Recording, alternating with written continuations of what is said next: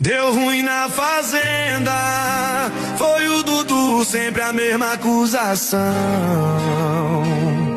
Na roça a fofoca vira procissão, mas aqui fora o couro é Dudu campeão.